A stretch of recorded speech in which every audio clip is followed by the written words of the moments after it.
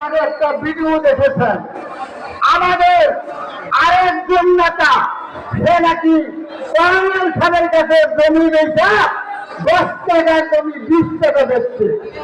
এভাবে মধুপুরের সমস্ত মানুষই জানে কেন বেচছে, তাও জানে।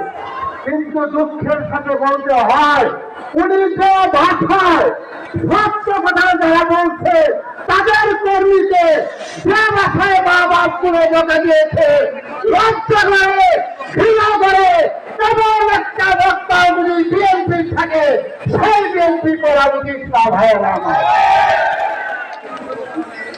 আজকে আমি বলতে চাই, ভাইয়েরা আমার একটা ঘটনা বলবো। আমরা কাজটাকে জনসভায় গিয়েছিলাম।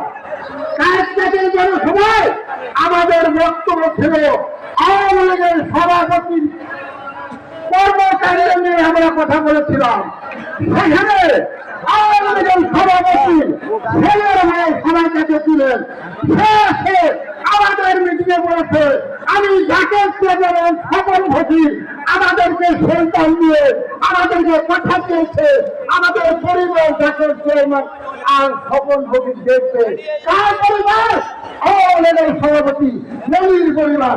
সুতরাং তাদের বিরুদ্ধে কথা বলা যাবে না। ভাইয়েরা আমার, তোমরা আওয়ামী লীগের সভাপতির পরিবারকে হারা দিবে, তাদের বিরুদ্ধে কথা বলা যাবে না। তোমরা জমি বেচার নামে কোটি কোটি টাকা খাবে, তা বলা যাবে না। তোমরা চাঁদাবাজি করবা, তা বলা যাবে না। তোমরা সালিশ করবা, তা বলা যাবে না। তাহলে আমরা করবো নাকি? ভাইয়েরা শুনুন, মধুপুরের মানুষ আর দাঁড়াই করতে ছিল না। আজকে আমি সবাইকে ধন্যবাদ দিয়ে কি শুরু করবো ভাই।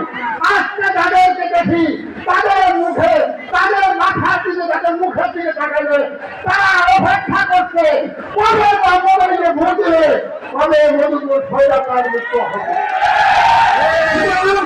আপনাদের অপেক্ষায় বেশিদিন করতে হবে না।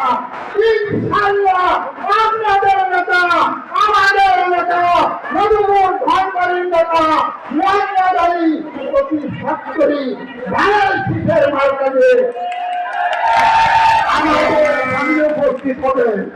আমাদের সামনে উপস্থিত হবেন। ইনশাআল্লাহ আমরা আগামী দিনে ঘরে ঘরে, বাড়িতে বাড়িতে মহামানের কাছে লম্বকারী চরিত্র সম্বন্ধে, মহামানের নেতৃত্ব সম্বন্ধে আমরা বলা শুরু করবো। আজ থেকে পায়ে পায়ে হেঁটে হেঁটে